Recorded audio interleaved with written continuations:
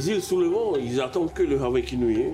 Tous les matériels qu'on transporte, ils ont vraiment besoin de nous.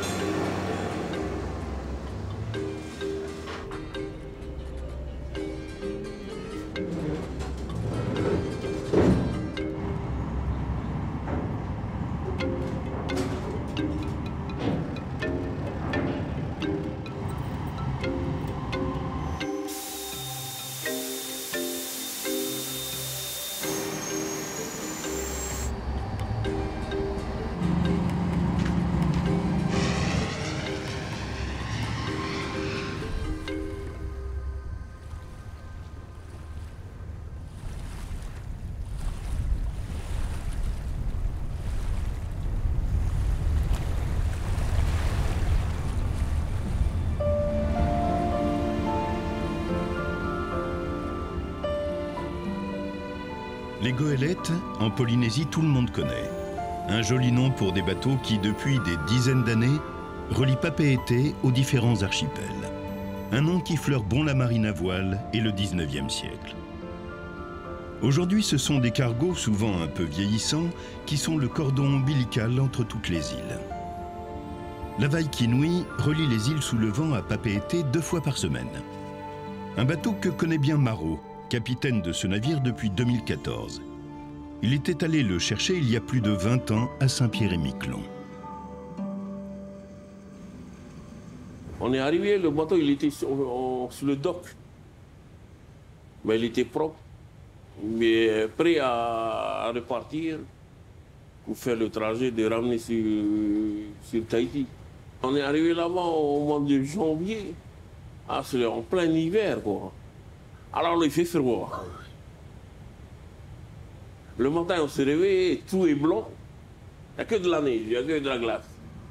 D'après le commandant, il nous a dit, s'il y a plein de glace, il faut envoyer tout le monde, il faut casser la glace. Ça fait un poids, ça, à bord.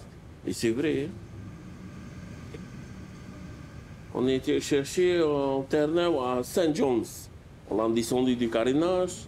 On est resté 2 jours pour le ravitaillement. On a fait Saint John's, Halifax. C'est ravitaillé en Panama. Et une semaine après, on a fait direct Panama, Tahiti. On a fait 23 jours. Le bateau il est adapté pour les pays froids. Il n'y avait pas de climatisation. Arrivé à Tahiti, l'armateur il a tout refait, quoi.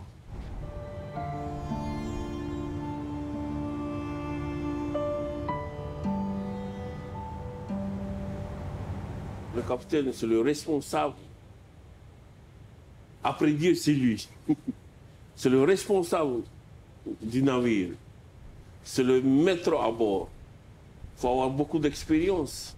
Quand il y a un problème, il faut toujours avoir une solution.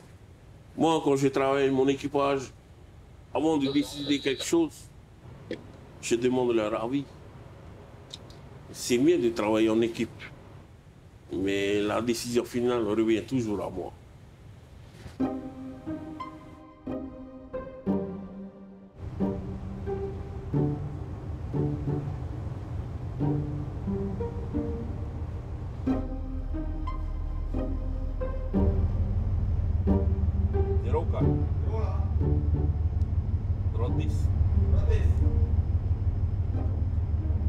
Après 8 heures de navigation, Wainé, la première étape, est en vue.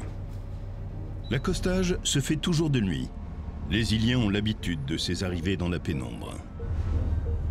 3, 4. 0.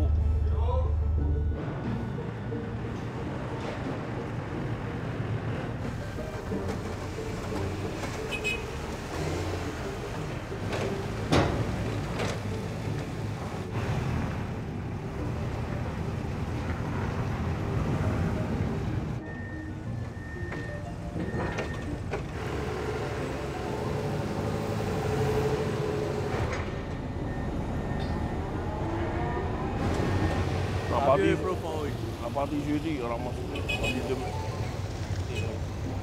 14, hein?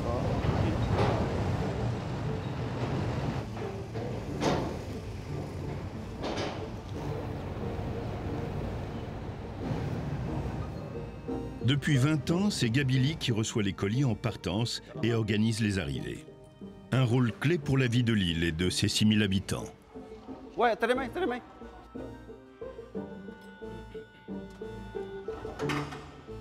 Les marchandises qui sont derrière dans le conteneur, ce sont que des divers, peu importe. Que ce soit des colis alimentaires, pour la maison, de tout, de tout. Tous les vendredis, ça part direct sur Papeete. Par contre, le mardi et le mercredi, ça part dans les îles. Le bateau, ils arrivent toujours au plus tôt à 2 h du matin et au plus tard à 5 h. À l'arrivée du bateau, je dois pointer toutes les marchandises arrivées avec l'aide de tous les pointeurs du bateau et le capitaine.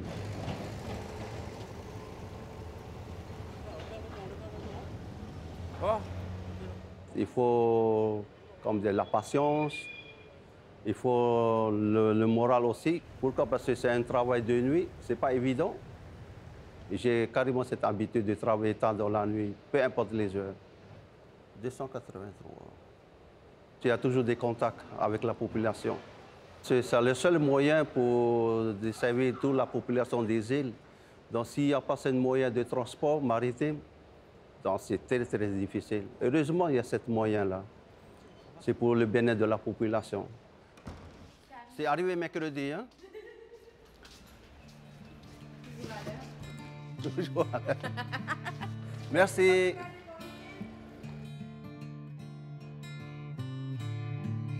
De jour, Wainé s'est montré ses charmes. Surnommée l'île des femmes, parce qu'elle a souvent été dirigée par des reines, l'île offre à ses visiteurs un riche passé historique marqué par de nombreux marails. Et au bout du lagon, un atelier, celui de Peter Owen, un Américain installé sur l'île depuis les années 70. La Hawaii Ki-Nui nous fournit avec tout dans notre vie et dans notre travail. Ici, tout le matériel pour construire mon atelier, c'est arrivé sur la Hawaii Ki-Nui. La terre et tout ce que j'utilise, à part un bout de fond de lagon que j'ai trouvé ici en faisant de permaculture, que j'utilise pour faire un émail. Sinon, il n'y a pas de terre ici en Polynésie. Pour ça, les premiers Polynésiens, ils ont utilisé du bois. Ici, je suis le premier potier. Pour ça, je suis obligé d'importer mon terre. Et on a vraiment la chance d'avoir des goélettes, tout ce qu'il faut dans les îles, qui peut nous livrer la terre qui vient de Californie quand même.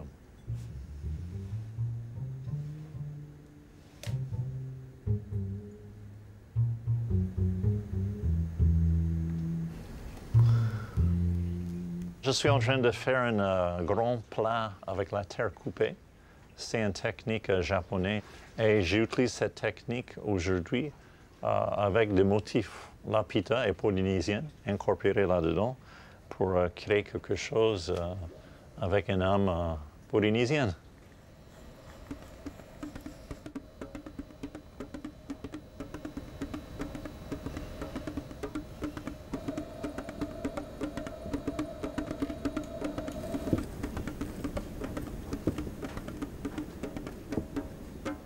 Ensuite, le pot il va être séché pendant 1-2 semaines, ça dépend du climat.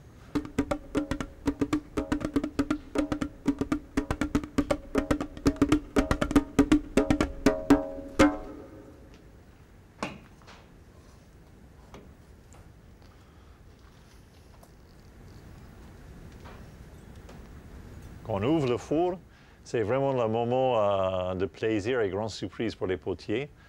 Il n'y a pas trop de maîtrise, il y a plutôt un élément de surprise. Des fois, on peut être très déçu, hein? On peut avoir des surprises qui ne sont pas du tout bonnes. C'est là on va voir si le pot il sort avec une petite âme, avec une vie comme on souhaitait. C'est ça, c'est de donner une vie à la terre. C'est vraiment c'est ça la sensation qu'on cherche.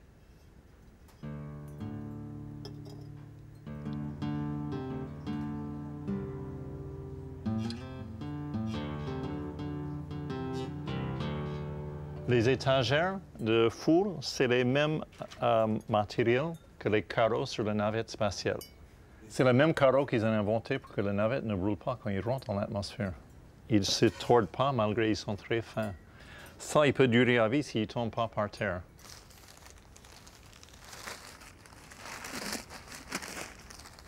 J'ai exporté mes poteries à papier pour des expositions à la Galerie Winkler.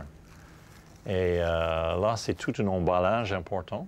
Mais dans le bateau, il fait très attention. Il y a des containers qu'on peut embarquer les poteries en toute sécurité. C'est rare depuis 40 ans que j'ai eu des casses avec le goélette. Ce sont vraiment des gens qui font leur boulot avec une passion. Et... Voilà.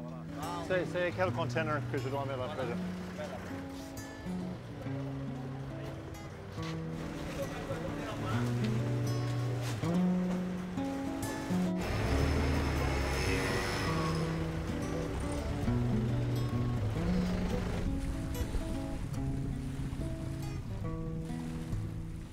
Peter a aussi créé une ferme perlière installée au milieu du lagon.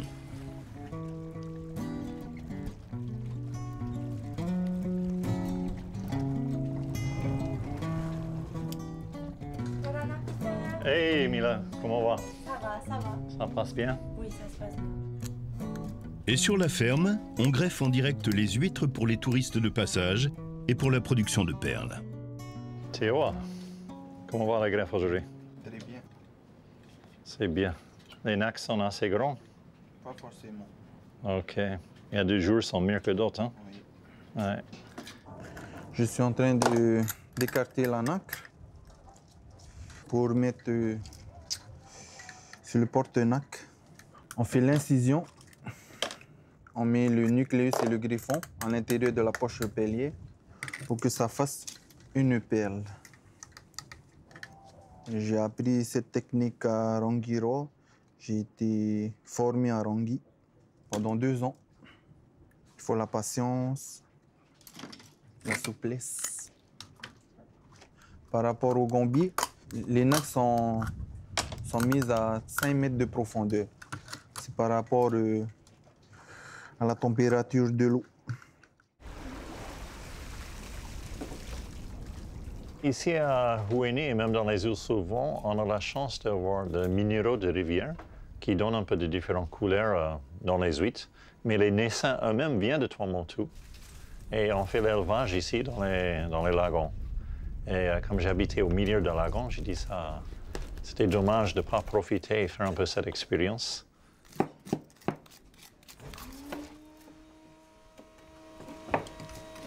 Et là, nous avons réduit la taille de notre production.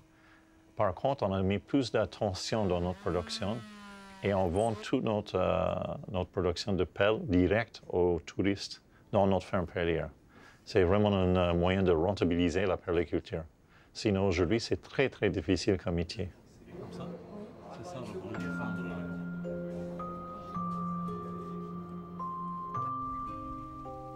Et à terre, Peter a bâti un hôtel dans lequel on retrouve ses perles et ses poteries. Et surtout, c'est un lieu historique, celui de la civilisation Lapita, selon certaines théories, le premier peuple polynésien. Des fouilles réalisées au moment de la construction de l'hôtel ont révélé des vestiges uniques.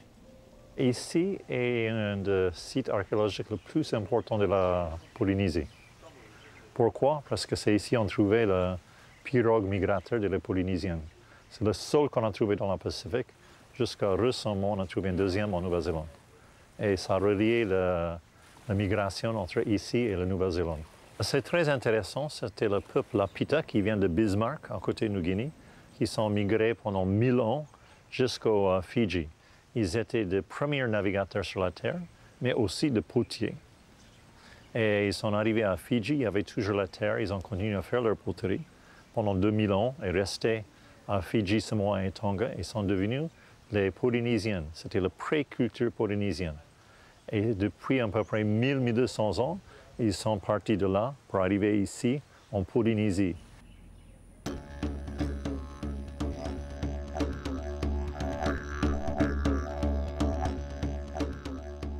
Peter a travaillé sur ces fouilles avec un archéologue.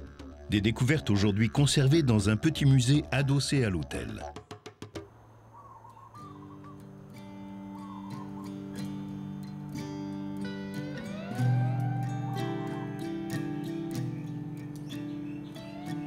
Je trouve que Hueni, c'est une île tellement riche et généreuse.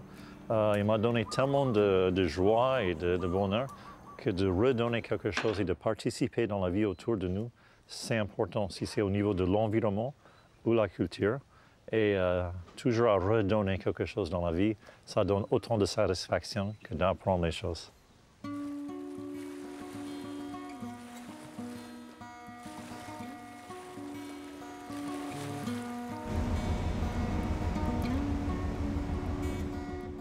Raiatea, à 4 heures de navigation de Wainé. Cette île est la 4e plus grande de la Polynésie.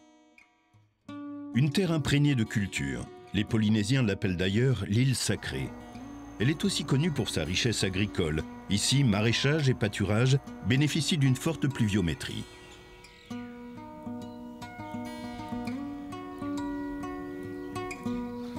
Ouais, ils sont encore jolis les pieds. Thierry habite l'île depuis 18 ans. D'abord chercheur et spécialiste des récifs coralliens, il s'est reconverti dans l'agriculture et a créé, avec ses associés, une ferme bio en permaculture. Ouais, il y a quelques pieds qui fatiguent quand même. Encore 2 semaines peut-être de récolte et on fait sauter après. Ok, combien de kilos on a fait aujourd'hui? 80, c'est ça? 14. Ok, c'est bon.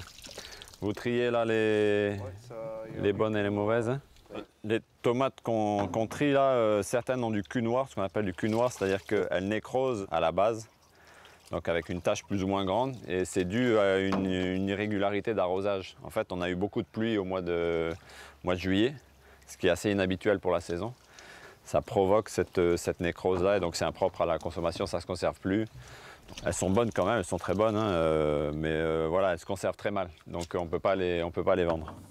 Du coup, on les mange.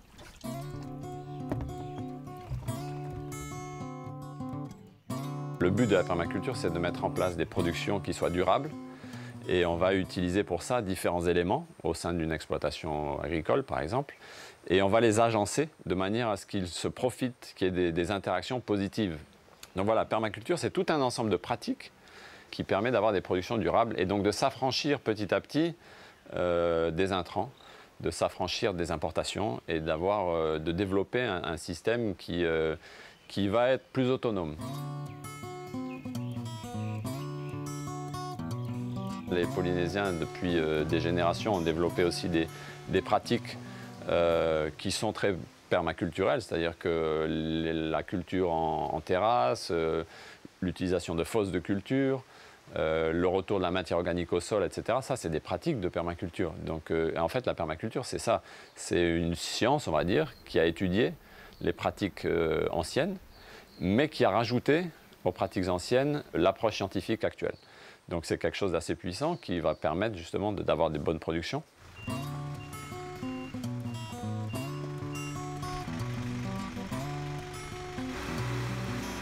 Un exemple très pratique, quand on dit protéger les sols en permaculture, parce que c'est vrai que le sol c'est quand même l'or de l'agriculteur, hein. Le sol c'est 30 cm qui permet la vie à la fois humaine mais la vie sur la planète. Donc c'est fondamental de conserver son sol. Et donc pour le faire, nous on va utiliser par exemple de la bourre de coco qu'on va broyer et on va pailler le sol avec la bourre de coco. Ça permet d'éviter que le sol parte avec les pluies, ça permet de maintenir l'humidité dans le sol et en plus ça fertilise petit à petit le sol.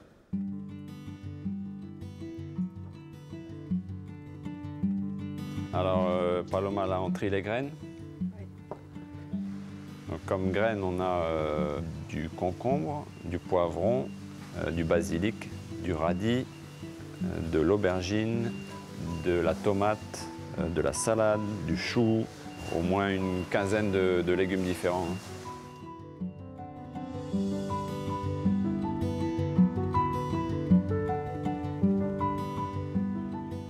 Tout ce qui est derrière nous, c'est la pépinière.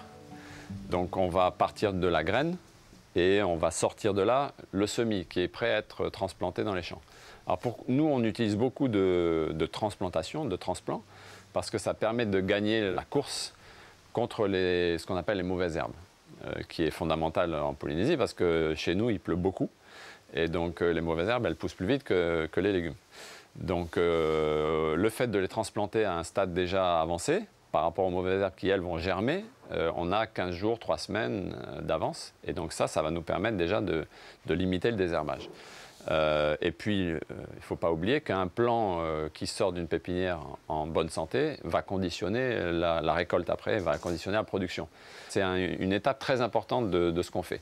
La pépinière, elle est centrale justement à la ferme.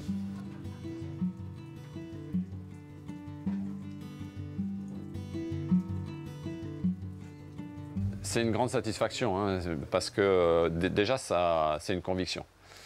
Faire pousser des légumes en bio, c'est nourrir la population avec des produits qui sont sains, avec des produits qui ont du goût. Et en plus, on sait qu'on fait quelque chose de bien pour l'environnement. Donc ça, c'est une grande satisfaction. Là, on sent que les mentalités évoluent. Alors, jamais assez vite, mais on sent que ça bouge.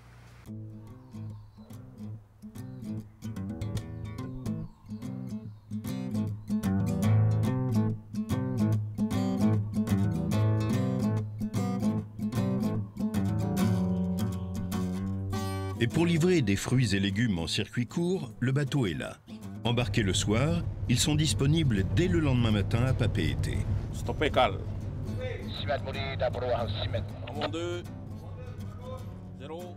Alors à quoi me sert le bateau? À plusieurs choses. Recevoir des produits de nos fournisseurs. Alors c'est très divers, hein. Ça peut être des graines, ça peut être du matériel d'irrigation, des engrais. Et alors on expédie nos produits à 2 destinations par le bateau. L'une c'est Bora Bora et l'autre c'est Tahiti. Quoi, les tomates, ça? Ouais. On met à peu près une nuit et puis les produits sont disponibles sur les marchés à Tahiti. Donc c'est assez court finalement. Go. Bon, je vais faire le connaissement.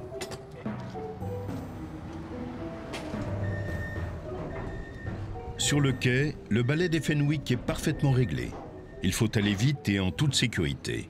Maro, le capitaine, veille au grain. Ils sont en train de décharger les frais restants.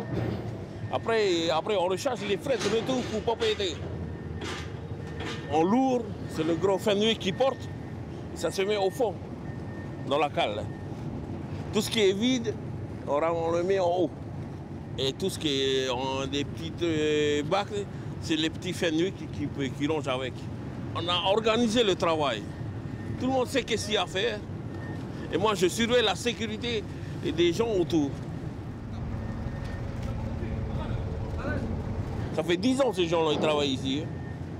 Et comme il y a un trafic à l'intérieur du garage, il y a une allée, il y a une entrée et une sortie.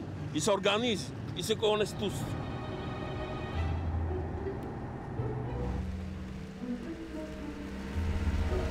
Je participe aussi à l'économie, je participe à faire ce que les gens qui ont produit dans les îles. Et je suis là à les soutenir pour envoyer à Tahiti pour vendre. Ils sont contents. Ils sont contents que leur produit est bien arrivé.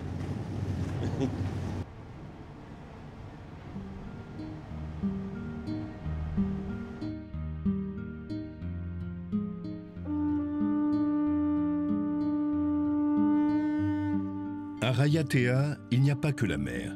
Il y a aussi une rivière fascinante, la plus longue de Polynésie, qui se jette dans l'océan, un lieu historique pour les Polynésiens.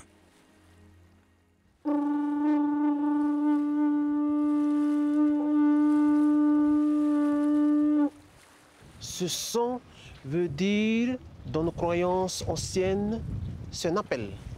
On parle à la terre. Là, on est arrivé dans la baie de Wharoa, tu discutes avec respect. Nous, on croit que la terre, toutes les forces de la nature qui nous entourent, ils ont des yeux, ils ont des oreilles.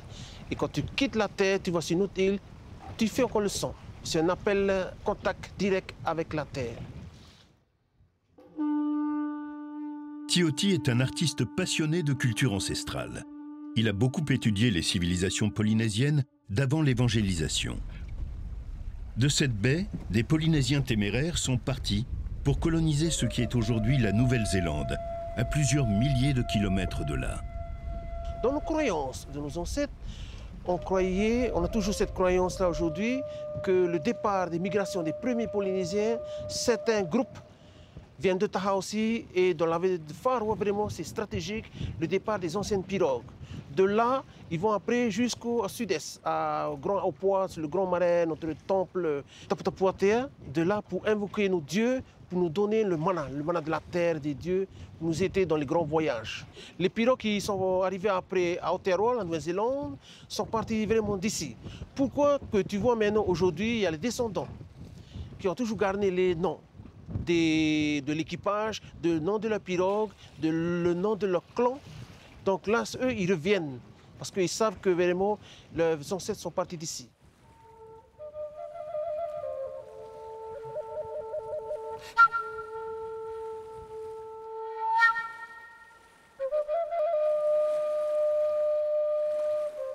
Maintenant, on arrive dans l'entrée de la rivière de Faro. Là, maintenant, tu as le lien direct avec l'eau de la rivière et la mer dans le lagon. C'est ici. Et là, on remonte la rivière de Faro maintenant.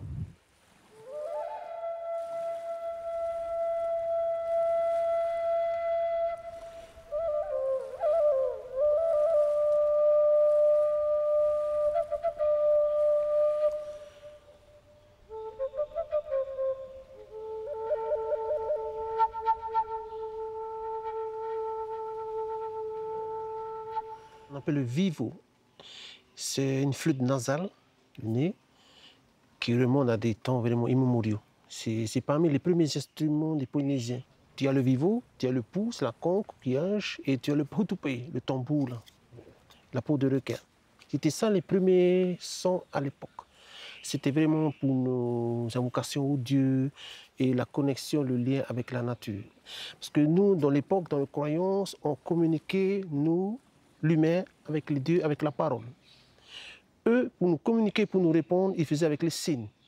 Donc c'était l'oiseau qui répondait, descendait, un léger brise de vent, des insectes, la libellule, tout ça. C'est ça vraiment les signes qui viennent des dieux. Le monde spirituel polynésien, c'est ici. C'est pas facile aujourd'hui, les gens sont connectés sur l'ordinateur. Tu viens ici, tu as la connexion vraiment avec les forces de la nature. À partir du moment où tu comprends cette connexion-là, ce calme, les oiseaux ils vont s'approcher de toi. Et tu as une paix intérieure. Une paix intérieure. On a vraiment une chance, surtout aujourd'hui en 2020, d'avoir ces endroits-là. On a besoin de ça en tant qu'humain pour nettoyer notre esprit. Tu es sûr, tu ne vas jamais avoir le stress, ça c'est sûr. Tu n'auras pas de maladies, les attaques de cœur, c'est ici. Pour guérir, c'est ici. L'eau va toujours couler. Ça, il y a de la vie, même s'il n'y a pas d'humain. Ça, c'est vivant. Et le Polynésien à l'époque, il vivait dans ça avec un grand respect.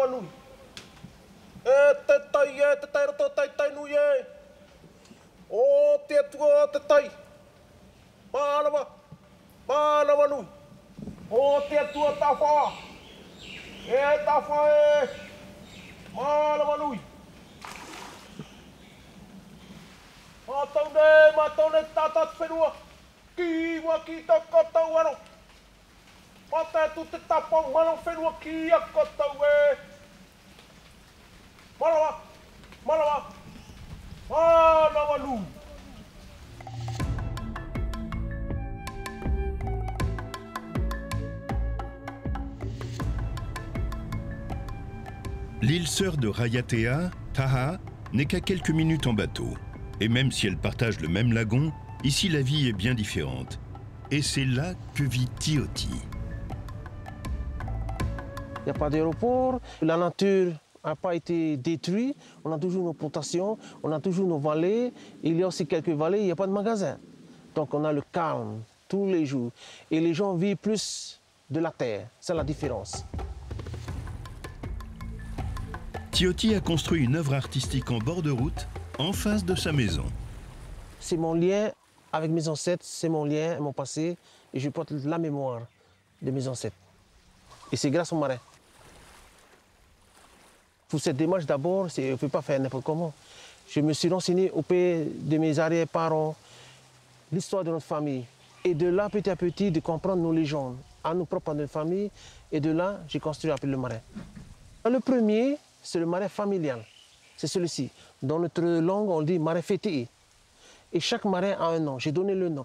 Dans le marin familial, il s'appelle Tera Ivehine. Tera Ivehine, c'est le nom de ma grand-mère, la maman à mon papa. Après, j'ai fait le marin ancestral. On dit le marin Tupuna. Après, il y a le marin, le dernier qui est dans la mer, qui est le marin le premier ancêtre.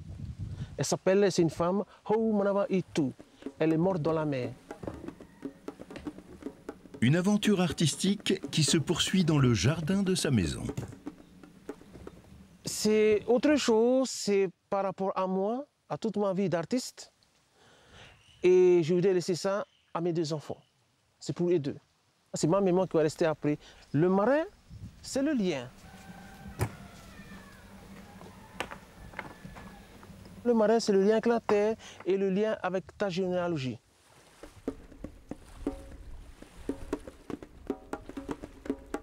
D'abord, il faut choisir les pierres. Il y a les pierres de la terre, il y a les pierres de la mer et il y a les pierres de ma source. Donc il y a les 3 pierres qui se connectent ensemble pour un marin.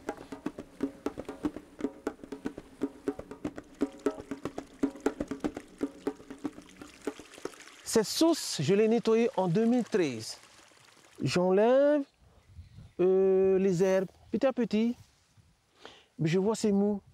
Je prends ma pelle, j'enlève. Petit à petit, il y a de l'eau qui vient. Ça monte tout petit. À ce moment, c'est magique. Des PO, libellules, ils arrivent. Pas sur moi, mais sur l'eau. 2, 3, 4, 50, une centaine. Et voilà, la sauce est là. Petit à petit, je vois les chevrettes qui viennent. Donc, il y a une eau en bas, ils étaient déjà là, ça fait longtemps. Il y a des petits poissons, il y a des chevrettes et des anguilles. Et cette sauce-là, les habitants du village venaient se baigner et prendre de l'eau dans des seaux pour venir à la maison. Donc, c'était vraiment ça qui faisait vivre le village.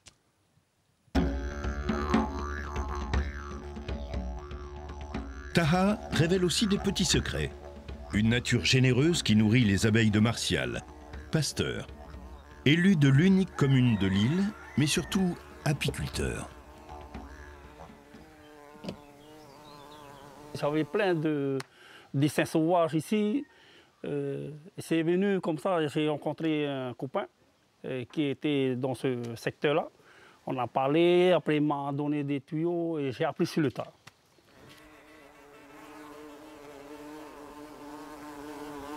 Il y a plusieurs étapes à faire. Hein. Il faut déjà avoir des colonies dans des ruchettes. Après, des ruchettes, ça part en ruche. Et une fois en ruche, c'est là que tu fais des entretiens, des suivis, en fait. Il faut un suivi régulier, tous les 15 jours au moins. Déjà, il faut avoir un endroit aussi bien propre, entretenu. Il ne faut pas que l'herbe remonte, tout ça. Il faut avoir un endroit sec, bien aéré. En dessous, j'ai des planches hein, pour arrêter, parce qu'il y a une aération en dessous des ruches, et que je mets une petite planche pour stopper l'humidité.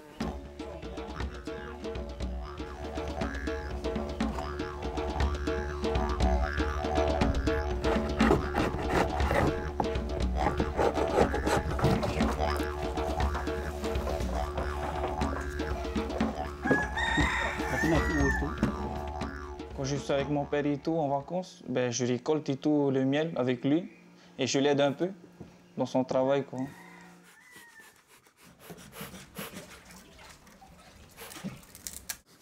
Voilà, je partage ça d'abord avec les enfants, librement comme les abeilles. Et au début, moi, j'ai eu peur et tout des piqûres d'abeilles, mais après, au fil du temps, avec l'habitude et tout, ça me fait plus trop peur, quoi, les abeilles. Il ne faut pas trop les titiller et tout, parce que sinon, elles vont s'énerver et tout, et puis elles vont te piquer.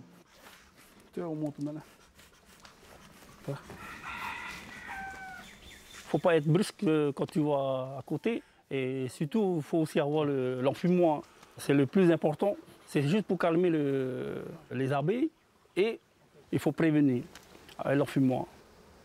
C'est une passion que j'ai trouvée dedans. C'est la nature. Je le trouve moi-même dans ce petit insecte qu'on peut dire, hein, l'abeille. Et je trouve aussi ce respect aussi avec la nature.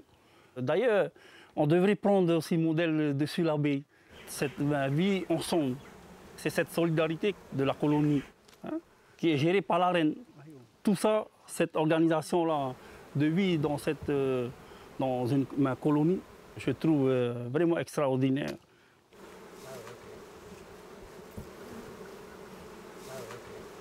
Ben voilà, reine.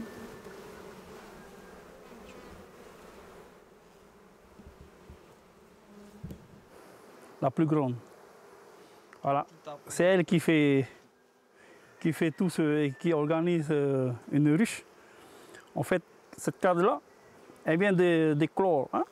Après, une fois que les abeilles vont sortir, les autres ils vont venir nettoyer pour que la reine puisse remettre encore un pont dedans, à mettre des œufs dedans. Et ça, c'est tout petit, c'est comme des grains de riz. Hein. Plus tard, j'aimerais être apiculteur et tout, comme mon père et tout, et apprendre quoi, de ses savoir-faire. Je vais transmettre et tout aussi à mes futurs enfants et tout. C'est cet attachement à cette terre-là, ce qui me plaît. Cette terre-là qui me nourrit, j'en profite encore.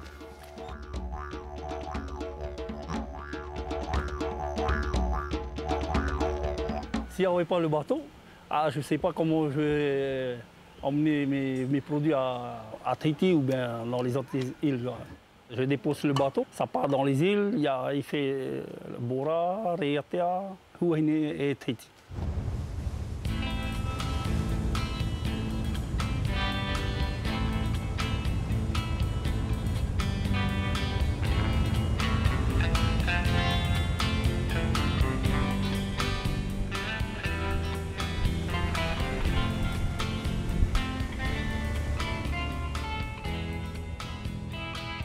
De Taha, on voit Bora Bora, à quelques kilomètres de là. Dans la veille qui nuit, la vie entre les différentes étapes, c'est d'abord du repos pour les marins, mais aussi les repas. Teva est le cuisinier de l'équipage. Il doit nourrir 17 marins, souvent affamés. À midi, je vais préparer du poisson cru au lait de coco et accompagnement du taro. C'est une tubercule, ça vient des Australes, de l'Urutu. Les produits viennent de Papeete, directement de Papeete. On prend ce qu'il faut pour la semaine, en légumes, en poisson.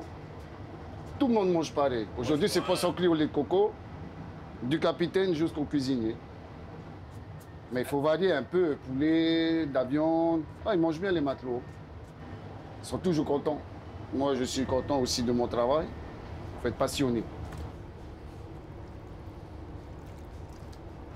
Je savais faire le riz à 7 ans. J'ai toujours été pas derrière ma maman et elle m'a beaucoup appris les techniques de base. Hein. Par exemple, le poisson cru, quand tu le prépares, tu fais tes légumes, tout, tu coupes ton poisson, tu commences par mettre le lait de coco. Ensuite, tu mets du citron et du sel à la fin. Faut pas faire le contraire, sinon le poisson est cuit. Si tu commences par le citron et le sel, le poisson, quand tu vas mettre le lait de coco, il va cuire. Et puis il y aura plus le poisson, il n'a plus cette fraîcheur. On s'entend très bien, la vie à bord. Des fois, les intempéries font qu'il pleut, ils sont confrontés à tout ça, le vent. Ils sont courageux. Moi, je tire mon chapeau. Hein. Ils sont très courageux. Et je leur fais un bon marin. Là, ils vont bien manger, là, les marins. Ils adorent le poisson cru. Ils peuvent manger ça tous les jours.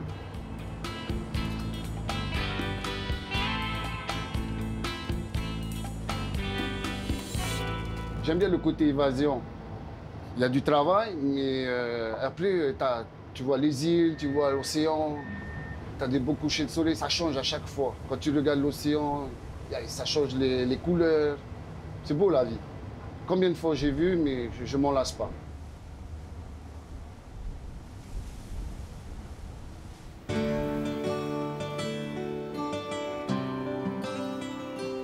Bora Bora, la perle du Pacifique. Connue dans le monde entier pour sa montagne dans la mer, ses hôtels de luxe et ses plages immaculées. Et en bateau pour entrer dans le magnifique lagon, il n'y a qu'une seule passe.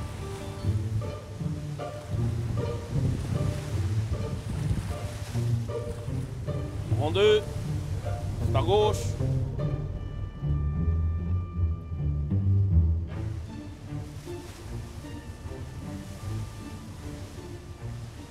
Mais je suis tranquille quand le travail a été bien fait. Ça me rassure, quoi. Ça rassure tout le monde aussi. Quand il y a un mauvais temps, et ça bouge. Et il y a des casses. Ça m'est déjà arrivé, il y avait un conteneur qui est tombé à la mer, des chaînes qui ont lâché, quoi. Une arrivée guettée par Élise. Son entreprise familiale est chargée de récupérer et distribuer le matériel déposé par le bateau. Hey Yorana les gars, ça va? Yorana. Alors les filles, bonjour. À quelle heure c'est le bateau? On peut checker ça, merci. Bon, tu as le GPS là, Esther, pour choper Hawaii Kinui et Taporo, si tu vois? 11h30 Hawaii Kinui, estimation, hein, on est d'accord, hein? Vous avez vu sur le GPS?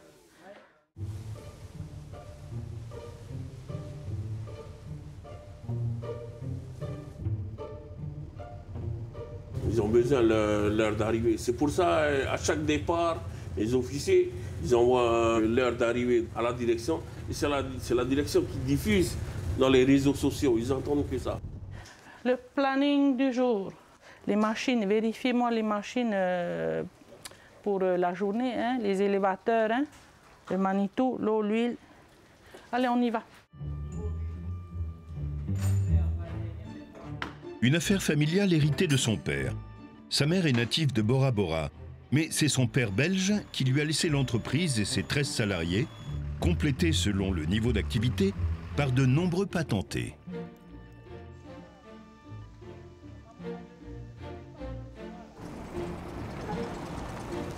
Mon neveu, ma nièce travaillent avec moi aujourd'hui. Ils ont une trentaine d'années. Ils ont des enfants. Moi-même, j'ai 2 garçons. Mon fils de 16 ans fait ses études. Et c'est vrai qu'on le dit souvent, l'entreprise, c'est le plan B. Le plan B est là, on reste aux commandes, on fait en sorte que tout marche bien.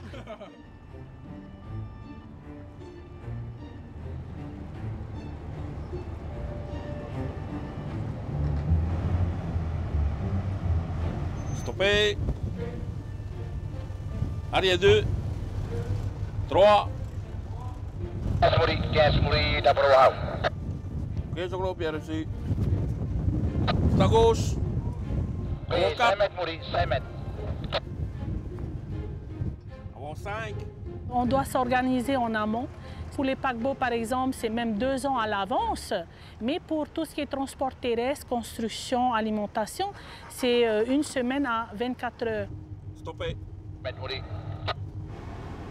Donc un client appelle ou commande un plateau, un camion grue avec une équipe pour réceptionner ici sur le quai de Wharepiti avec les goélettes, réceptionner leurs marchandises, vérifier leurs marchandises et livrer au bon endroit.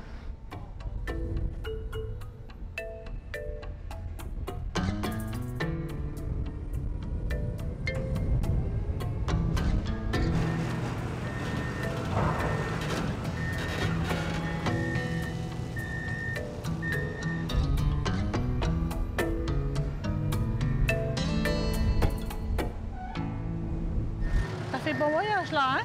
On a envie d'arriver là. Bon, t'as des conteneurs? Chinili, ouais, comme d'habitude. Ah, comme d'hab, hein? Chinili. Voilà, on va dépoter. Là, c'est le Hawaii qui est arrivé en premier aujourd'hui. Donc, on a une liste avec les clients qui ont demandé à ce qu'on soit là pour eux. Et les palettes, je crois qu'il y a du ciment. Il faut amener, tu vois, chez Angelo, côté mer. Tu me mets en étoile en bas aussi une voiture en panne.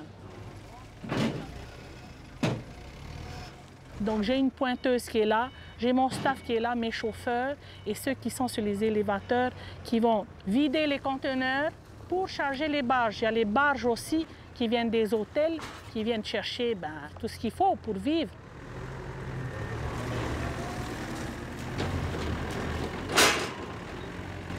On est principalement une île qui vit de l'économie touristique. Nous n'avons pas de mines, nous n'avons pas de fermes perlières, nous n'avons pas de bateaux de pêche. Les barges sont là surtout pour faire du transport, de la livraison. Il n'y a pas d'autoroute sur le lagon, hein. Il n'y a pas de pont qui fait le lien. Donc les goélettes, c'est le cordon ombilical, je dirais. c'est vital. À Bora Bora, les hôtels de luxe installés sur les motus envoient des barges qui alimentent et nourrissent des touristes haut de gamme.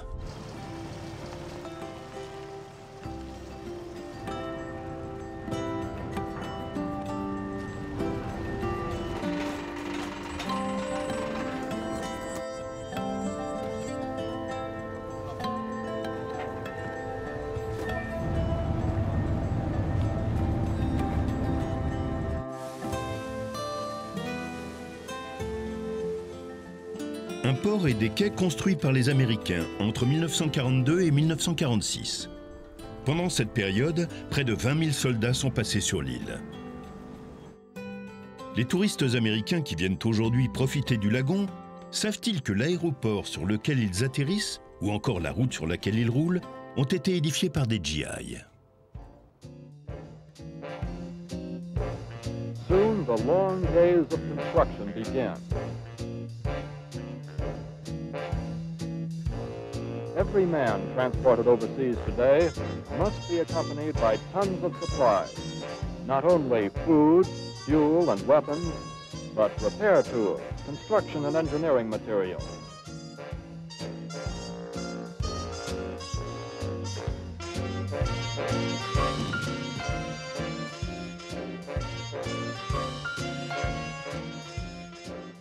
Et au-delà des structures, il y a eu aussi des histoires d'amour entre soldats et polynésiennes, et des enfants en sont nés.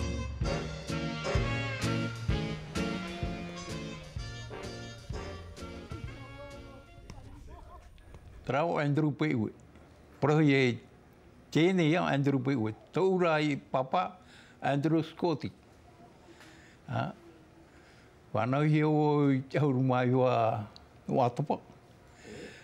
Tautini wahanere mahur maturu. Ai teie uvoia Hortense Myers 9 juillet 1944.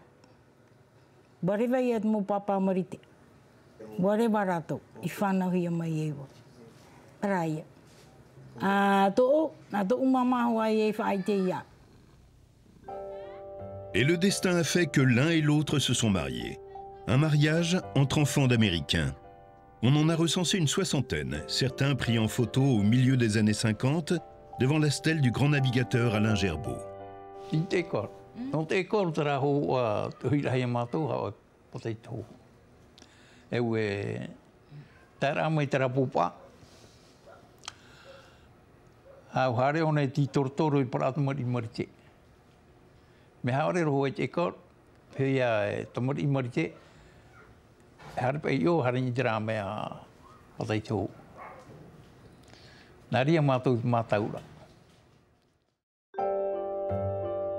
Finalement, les Japonais ne sont jamais venus jusqu'à Bora Bora. Aucun coup de feu ne sera tiré. Les soldats vont être redéployés sur d'autres champs de bataille du Pacifique, beaucoup plus meurtriers. Because they are not afraid of sweat and toil, because they build quickly and well, another step is taken back to Bataan and Corregidor, another step forward to Tokyo. Te whatia hia mai a maua, whaho I atera. No te mea aitat pa I tam ai tupu nei. I mei te mba au poporane, wahi to hai tupu tamai. Te whaho I ara ia waka ta atua ta whara me whaho I maruno. Hai to hai te rira pa I tamai ra. Me aitara I te I to hai me arora tupu te e ta pone. Ti tua no poera. I ria no hoa tō rātou parau tumoera.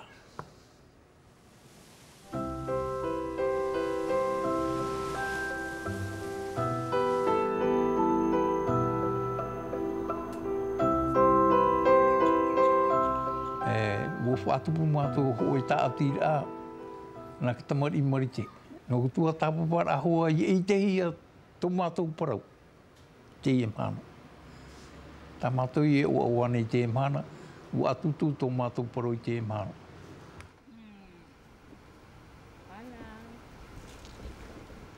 Ia i te tamau whi i tamari, te wera tō mātou mō mitua. Ia pa e parau noa a tamari i marite, me ai tera i te hiara whauwha. Nuri e tae poro ira, tamau mō tamari, whai tui tō aimi. No atu e ai te whenua e roa ai o, me i te hiara, no o mai tō tātou tunga. Tarai.